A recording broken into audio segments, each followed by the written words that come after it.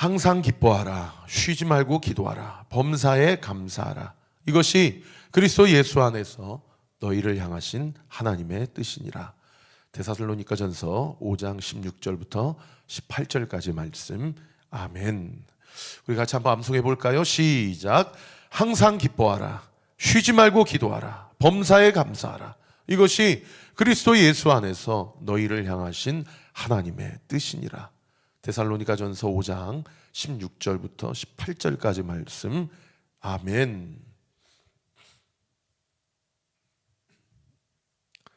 자, 오늘부터 내일 본문 그리고 이번 주일 본문까지 무려 1절부터 44절까지 25장에는 기록이 되어 있는데 25장에는 그 유명한 다윗과 아비가일의 만남의 에피소드를 기록하고 있는 본문입니다. 그래서 이번 돌아오는 주일도 제가 다윗과 아비가일이라는 설교의 제목으로 함께 하나님의 말씀을 나누고자 하는데요. 이 25장의 일들이 기록되어 있기 이전에 24장의 사건과 그리고 기록된 이후의 26장의 사건은 사실은 맥락이 같습니다. 사울이 다윗을 죽이려고 찾아왔고, 그리고 다윗은 결정적인 순간에 사울을 오히려 죽일 수 있었지만 사울을 살려주었고 놓아주었다. 그것이 이제 24장과 26장에 기록되어 있거든요. 그러니까 그 결정적인 두 번의 다윗이 사울이 하나님의 기름을 부은 자이기 때문에 하나님의 주권을 인정하고 내가 그를 죽이지 않겠다. 모든 그 원한과 그 보복하는 일, 원수를 갚는 일에 대해서 나는 내 손에 피를 묻히지 아니하고 하나님께 그 원수 갚는 일을 올려드리겠다라고 했던 그 두 사건이 24장과 26장에 기록되어 있거든요. 그 사이에 지금 이 다윗과 아비가엘의 에피소드가 기록되어 있는 본문이 바로 25장의 내용이라고 보시면 되겠습니다. 그러면 왜 하나님께서 이 결정적 다윗의 그 사울을 죽일 수 있는 그 사건 사이에 하나님께서 이 다윗과 아비가일의 만남을 기록해 놓으셨는가? 사실은 사무엘상 25장부터서 이제 다윗이 아내를 맞아들이는 일들이 사실은 이제 구체적으로 기록이 되어 있는데, 그 이전에 이미 다윗이 미갈과 이제 결혼을 하지 않았습니까? 그래서 첫 번째 부인이 미갈인데, 나중에 이제 주일 본문에 보시면 25장 끝절 44절에 보면 사울이 버젓이 자기의 딸 미갈을 다윗에게 주고도 이제 다윗이 도망자 인생을 10년 이상 살고, 또 궁궐에는 자기 딸 미갈이 있으니까 나중에 44장의 끝절 보시면은 사울이 44절 사울이 그의 딸 다윗의 아내 미갈을 갈림에 사는 라이스의 아들 발디에게 주었다. 그러니까 분명히 미갈이 자기의 남편이 다윗인데 이제 자기 아버지가 마음에 안 드니까 이제 다시 시집을 보낸 것이죠. 그러면서 이제 하나님께서 이 다윗에게 어떠한 아내를 만나게 하시는지를 기록하고 있는 본문이 사실은 25장 전체의 내용인데요. 다윗이 몇 명의 아내와 결혼을 했는가?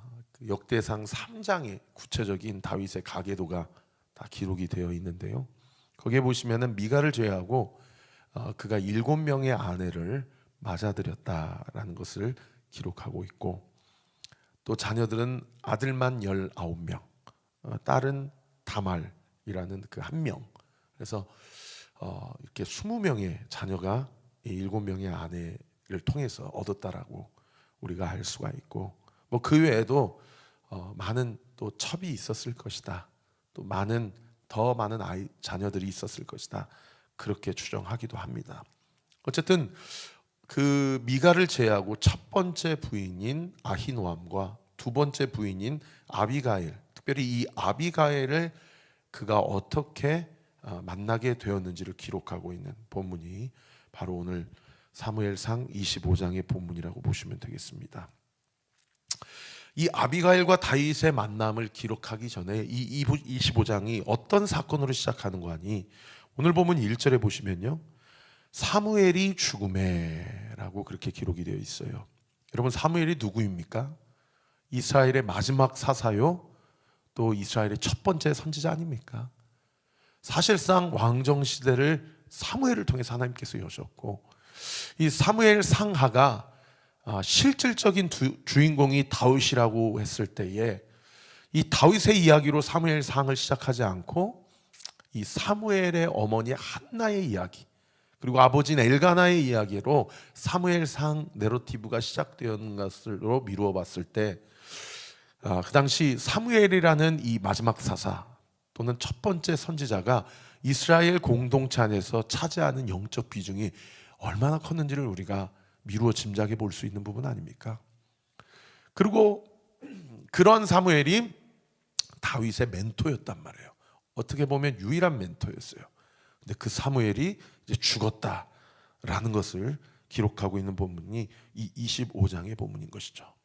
그러니까 다윗 입장에서 보면 누구를 잃은 겁니까? 자기 멘토인 사무엘을 잃은 거예요. 그런데 25장에 다윗이 누구를 얻은 겁니까? 자신의 아내이자 자신의 또 영적인 멘토인 지혜로운 여인 아비가일을 얻는 그런 내용이 이 사무엘상 25장에 누구는 잃게 되었지만 또는 누구는 얻게 되는 그런 기록이 기록되어 있는 본문이 25장의 전체적인 내용이라고 볼 수가 있는 것이죠. 여러분, 우리가 인생을 살다 보면 그런 것 같아요.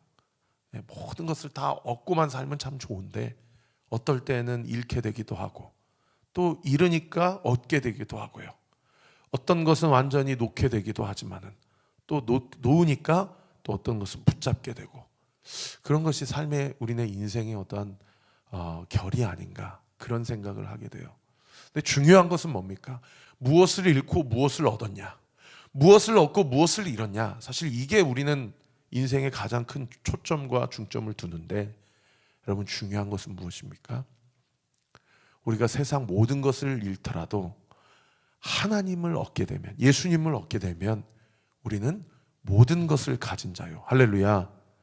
우리가 모든 것을 얻었다 하더라도 하나님을 잃게 된다면 우리는 모든 것을 잃게 된 것이라고 사도 바울이 고백하고 있죠. 저와 우리 모든 온리교회 성도님들은 모든 것을 잃더라도 오직 예수, 할렐루야, only Jesus Christ, 오직 예수, 오직 말씀, 오직 은혜, 오직 믿음, 그리고 오직 하나님께 영광을 올려드리는 오직 예수 한 분만으로 만족함을 얻고 예수 안에 모든 보화와 모든 값진 것이 있음을 믿고 그리스도 안에서 날마다 주와 함께 승리하며 살아가는 저와 우리 모든 온리교회 성도들 되시기를 우리 구주 예수 그리스도 이름으로 축원합니다.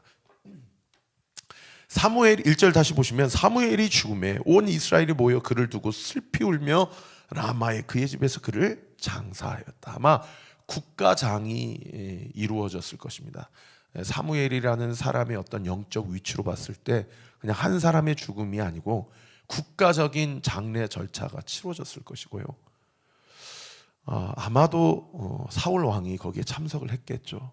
사울 왕이 거기에 참석했단 말은 다윗은 그 소식을 듣고도 그 장례에 참여할 수 없었다는 것을 의미하는 그런 본문이에요. 아니, 참여할 수 없을 뿐만 아니라요, 그 다음 구절에 보시면 다윗이 일어나 바란 광야로 내려갔다. 여러분, 여기 바란 광야는 어디냐면요, 그 모세가 율법을 받았던 시나이 반도를 이야기합니다. 시내산을 이야기해요.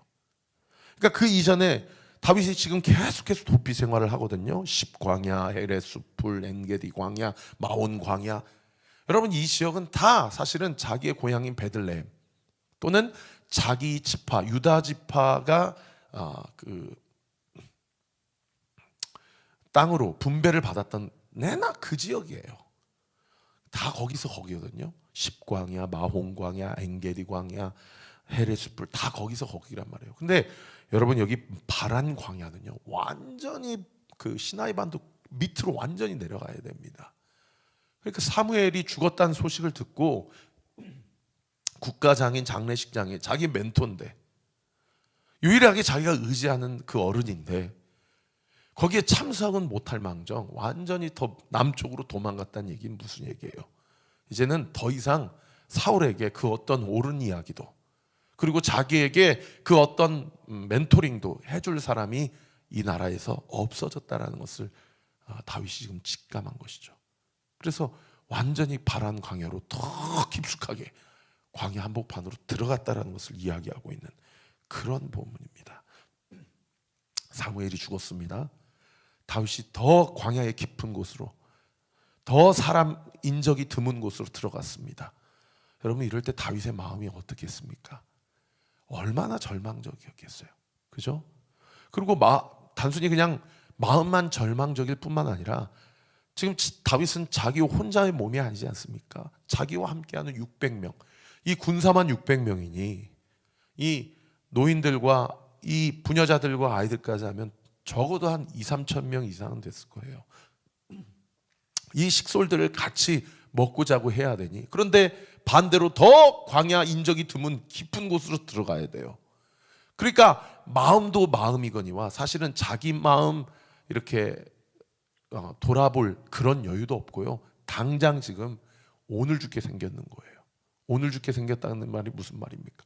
식량이 바닥이 나고 물이 떨어져 가고 완전히 고갈이 되는, 완전히 피폐한 삶에 이러다가 정말 굶어 죽는구나, 완전히 기아로 죽는구나 라고 하는 그런 실존적인 고통과 어려움에 직면했다라는 것을 알 수 있는 그런 대목인 것이죠.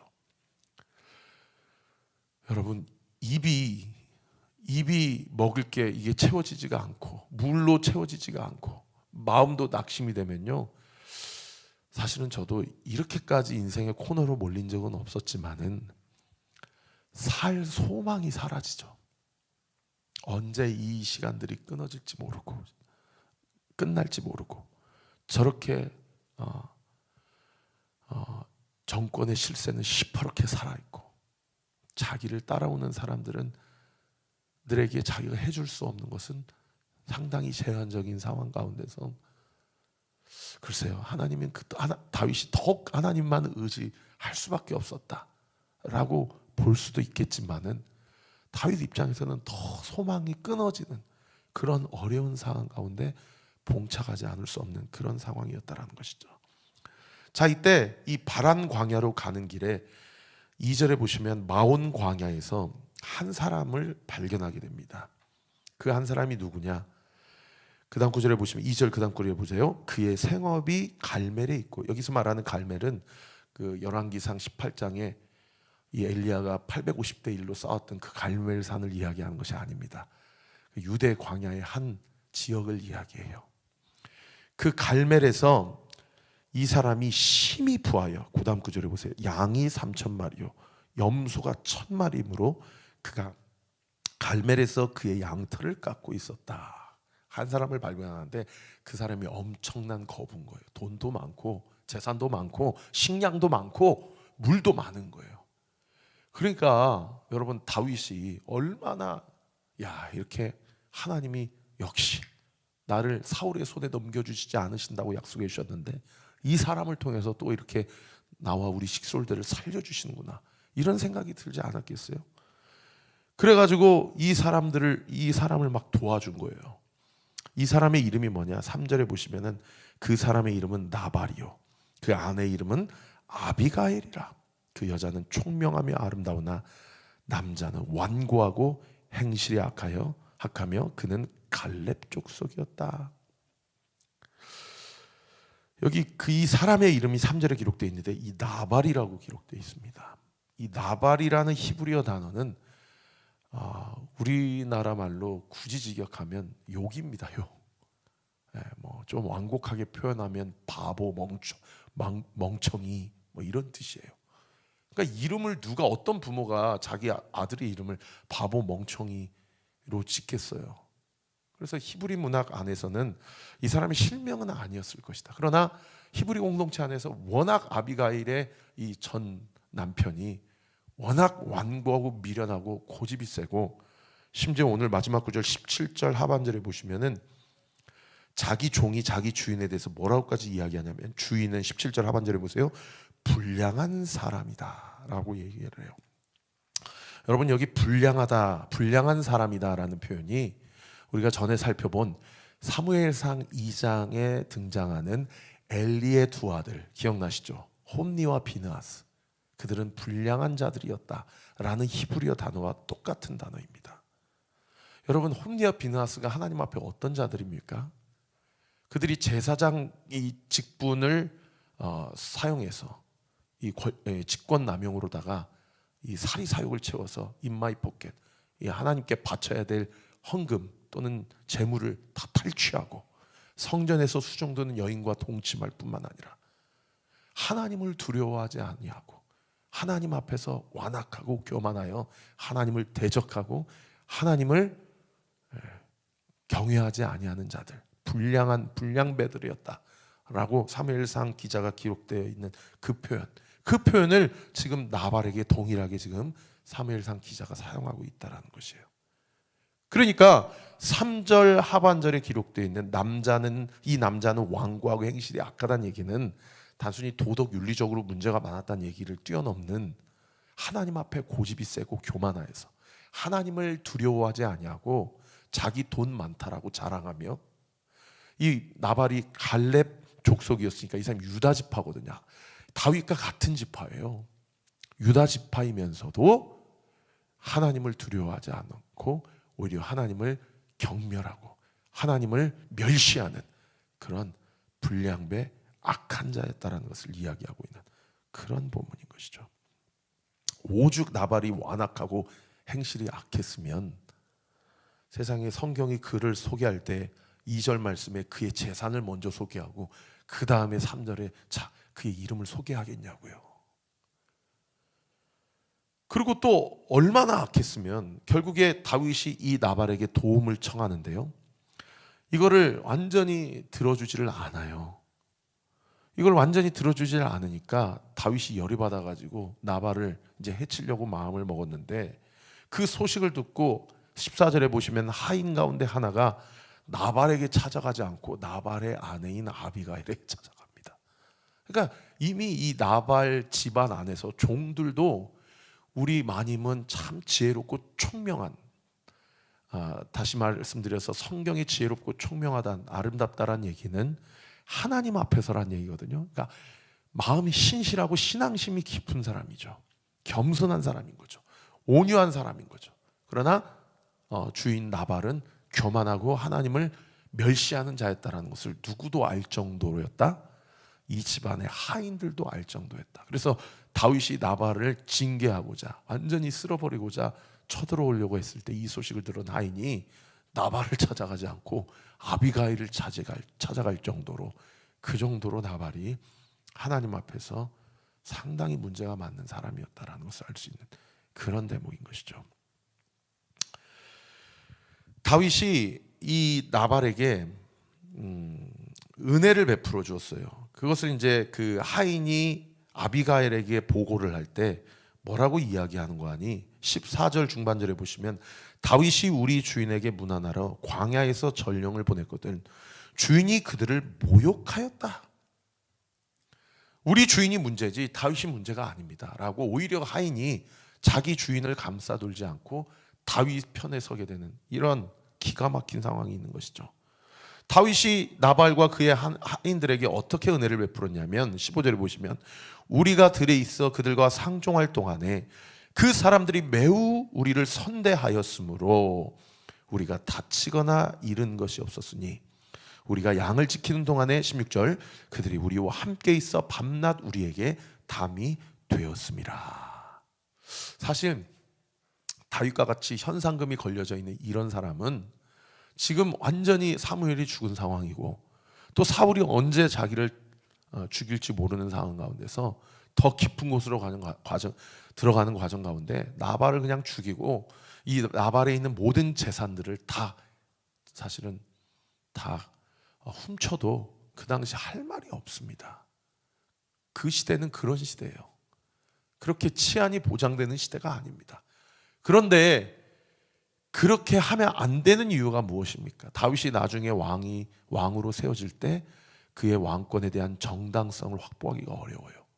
만약에 다윗이 배고프다고 또는 목마르다고 또는 자기의 식솔들을 살리겠다라고 나발을 죽이고 그의 재산을 다 갈취를 했다고 한다면 여러분 사울이 다윗 살려주었다고 높당에 있는 85명의 대제사장과 제사장들을 다 쓸어버리고 그 땅을 다 진멸해버린 그 사울과 다윗이 뭐가 다를 게 있습니까? 전혀 다를 게 없죠. 완전 불량배요, 건달이요, 폭력배와 다를 바 없는 그런 일들인 거죠. 근데 실제로 다윗이 그렇게 하려고 했어요. 그렇게 하려고 했어요. 그런데 이 하인이 아비가일에게 이야기를 하고, 또 내일 본문에 아비가일이 지혜롭게 처신을 함으로써 다윗이 그렇게 하려고 했었던, 그러니까 다윗 입장에서 잠깐 제가 어저께 설교한 대로 로마서 7장 24절 25절에 뭐라고 얘기합니까? 우리는 마음으로는 하나님의 법을 따르고자 하지만 육신으로는 늘 죄의 법을 따르게 되고 감정이 먼저 앞서게 되고 하나님의 주권을 입술로 인정한다고 말은 하지만 혈기 부리고 노하고 삿대질하고 정죄하고 판단하고 이런 일들을 우리가 얼마나 많이 하는지 모른다 이 말이에요.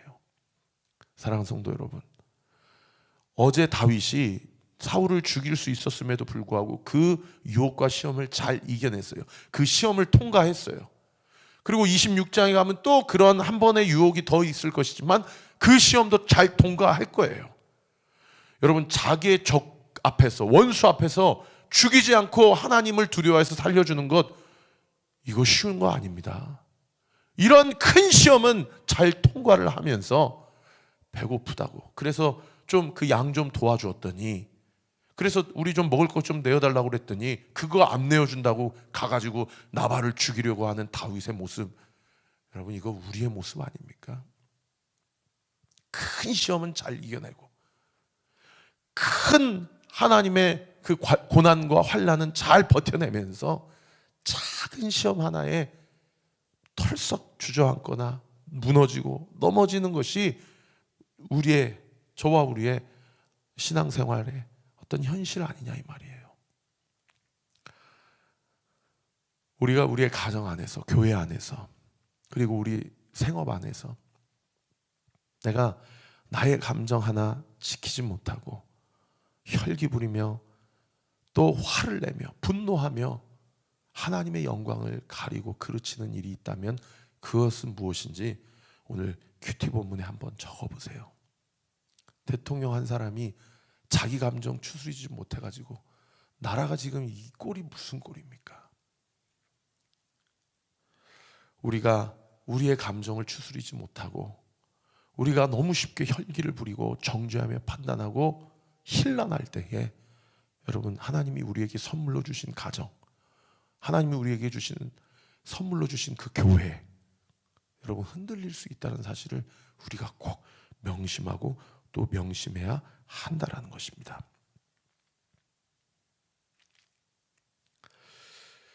오늘 말씀을 통해서 하나님께서 우리에게 주신 가정, 하나님께서 나에게 주신 나의 삶, 하나님께서 나에게 주신 우리 가족들, 자녀들, 부모, 또 우리 온리교회와 우리 귀한 믿음의 공동체, 내가 우리 공동체를 위해서 내가 죽어야 할 십자가, 내가 져야 할 십자가는 무엇인가, 내가 회개해야 될 것은 무엇인가 하나님께 물어보고, 우리가 이번 한 주 암송하는 말씀처럼 항상 기뻐하고 쉬지 말고 기도하고 범사에 감사하는 저와 우리 모든 온리교회 성도들 되시기를 우리 구주 예수 그리스도 이름으로 축원합니다. 다윗이요, 그 부하에게 먼저 우리에게 좀 선대하고 먹을 것을 내어달라라고 그렇게 이야기를 했을 때 나발이 네가 누구냐라고 하면서 10절에 이렇게 얘기합니다. 이르되 다윗은 누구며 이새의 아들은 누구냐? 요즘 각기 주인에게 억지로 떠나는 종이 많도다. 이렇게 얘기를 해요. 나발이 얼마나 완고하고 그가 불량한지를 알 수 있는 그런 멘트죠. 여러분, 여기 각기 주인에게서 억지로 떠나는 종이 많도다. 여기 주인은 누굽니까? 사울을 이야기하죠. 여기 종은 누구를 얘기합니까? 다윗을 이야기하는 거예요. 그러니까 다윗이 누구며 이새의 아들은 누구냐라고 하는 것은 나발이 진짜 다윗을 몰라서 얘기하는 것이 아니고요, 어떻게 전국의 현상금이 다 걸렸는데 모를 수 있습니까? 어쩌면 내가 당신을 도우면 우리도 높 땅의 사람들처럼 진멸될까 두려우니 저희가 돕지 못하는 것을 양해해 주세요 라고 했으면은 아마 이렇게까지 안 됐을 거예요. 근데 이 나발도요, 이 완고하고 행실이 악해서 하나님 앞에 불량한 자이기 때문에 세상이 다윗에게 뭐라고 얘기해요? 그 아픈 지점을 꽉 찌르는 거예요. 주인에게서 억지로 떠나는 종이 많다. 예? 네가 잘못했으니까 사울이 지금 너 죽이려고 하는 거지.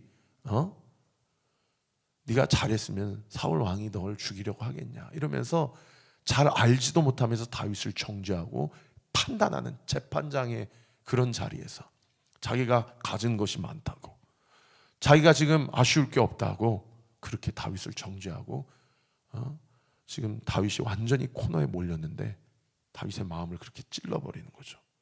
그러면서 뭐라고 얘기합니까? 11절에 내가 어찌 내 떡과 물과 내 양털 깎은 자를 위하여 잡은 고기를 가져다가 어디서 왔는지도 알지 못하는 자들에게 주겠느냐라고 하면서 다윗의 화를 부추기는 그런 본문도 우리가 살펴볼 수 있습니다. 우리가 이번 주일날 함께 살펴보겠지만 사실은 이때 다윗이 여기 13절에 보면 400명가량을 데리고 칼을 가지고 다윗 스스로도 자기 먼저 앞장서서 나발을 죽이려고 그러거든요. 여러분, 그렇게 다윗을 잘 알지도 못하며 정죄하면서 다윗의 화를 돋구는 나발이나 그거 화 돋궜다고 그렇게 큰 시험, 환난, 유혹 다 이겼음에도 불구하고 이렇게 작은 시험 하나에 열받아가지고 뚜껑 열려서 칼치고 이놈의 새끼 다 죽여버리겠다고 400명 동원해가지고 그렇게 나발로 쳐들어가는 다윗이나 여러분 별반 다를 게 없지 않습니까? 그런데 이런 다윗의 모습, 나발의 모습이 바로 저와 우리의 모습이라는 거예요. 이럴 때 우리가 주일날 살펴보겠지만 아비가일이라는 이 한 여자의 지혜로운 처신과 말 한마디 때문에 여러분 다윗이 이 작은 시험 유혹도 감정을 추스르고 이겨낼 수 있었다라는 것입니다. 그래서 이 3절의 아비가일에 대해서 성경이 총명하고 용모가 아름답다라는 것은 단순히 아비가일이 미녀였다, 그리고 머리가 똑똑했다라는 것을 이야기하는 것이 아니고요, 그가 하나님 앞에서 지혜롭고 그가 하나님 앞에서 온전한 자, 겸손한 자였다라는 것을 성경이 우리에게 이야기하고 있는 그런 본문인 것이죠. 저는 오늘 이 시대에 아비가일과 같은 사람이 필요하다고 믿습니다. 여러분, 이렇게 동으로 서로, 여로 야로, 진보로 보수로, 오른쪽으로 왼쪽으로 이렇게 완전히 남으로 북으로 갈라져 있는 이렇게 분열의 영이 강력하게 역사하는 민족이 또 있겠습니까? 교회는 어떻습니까? 우리의 가정은 어떻습니까? 이렇게 분열이 너무나도 만성적으로 지금 우리의 각 가정과 교회와 이 나라의 민족을 나누게 하고 서로 헐뜯고 비난하고 힐난하며 싸우게 하는 이 마지막 시대에 사랑하는 온리교회 성도 여러분, 우리만큼은 다윗이 이것을 잘못했고 나발은 이것이 잘못했다 그렇게 이야기할 것이 아니라 우리가 아비가일이 되어서 우리가 먼저 우리의 몸과 마음을 낮추고 누군가의 죄를 누군가의 죄로 비난하고 힐난할 것이 아니라 이 나라의 죄, 이 민족의 죄, 누군가의 죄를 나의 죄, 우리의 죄로 여기고 우리가 가정을 살리고 교회를 세우고 민족과 나라를 위해 기도해야 하지 않겠습니까?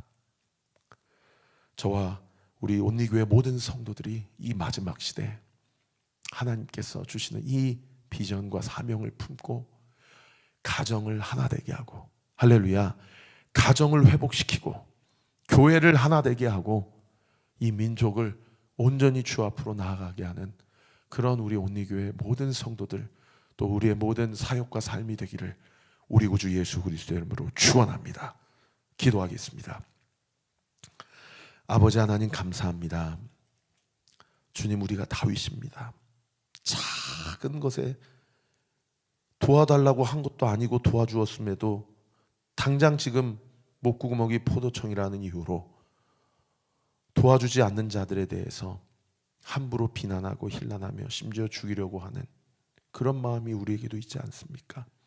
그런가 하면 자기가 좀 가졌다고, 자기가 좀 돈 좀 있다고, 돈 없는 자, 굶는 자, 힘 없는 자, 방황하는 자 품지 않고 나만 아니면 되라는 식으로 남의 이야기로 여기고 긍휼히 여기지 아니하고 있지는 않습니까? 아버지, 우리가 나발이요 주여, 우리가 오늘 본문의 다윗이오니 주님 우리를 불쌍히 여겨주시고 우리에게 아비가일에게 허락하셨던 지혜와 총명과 명철, 그리고 그 영적인 아름다움을 허락하여 주셔서 우리 교회를 통하여 이루어지는 모든 사역과 기도와 말씀과 예배를 통하여 깨어진 가정이 회복되고 무너진 교회가 수축되고 이 나라의 민족이 온전히 하나 되는 놀라운 역사가 있도록 주님 우리 교회를 사용하여 주옵소서. 우리 모든 성도들의 각자의 삶을 주님께서 온전히 사용하여 주옵소서. 우리로 예수의 보혈로 정결하게 하시고 우리로 예수의 삼겹살로 온전히 하나 되게 하여 주시옵소서. 이 새벽에도 그 믿음 가지고 가정을 위해, 교회를 위해, 나라를 위해 기도하는 우리 모든 성도들의 기도에 예수의 이름으로 명하노니 응답될 주여다, 응답될 주여다, 응답되게 될 주여다 믿고 감사드리며 살아계신 예수 그리스도의 이름으로 기도하옵나이다. 아멘. 지금은 우리 구주 예수 그리스도의 은혜와 하나님의 사랑과 성령 하나님의 위로 교통 충만하심이 주신 말씀 붙잡고 우리 안에 죄를 회개하고 하나님의 뜻을 구하며 하나님의 영광을 보기로 결단하는 우리 사랑하는 온리교회 모든 성도들 머리머리 위에 지금으로부터 영원토록 함께 하시기를 간절히 축원하옵나이다. 아멘.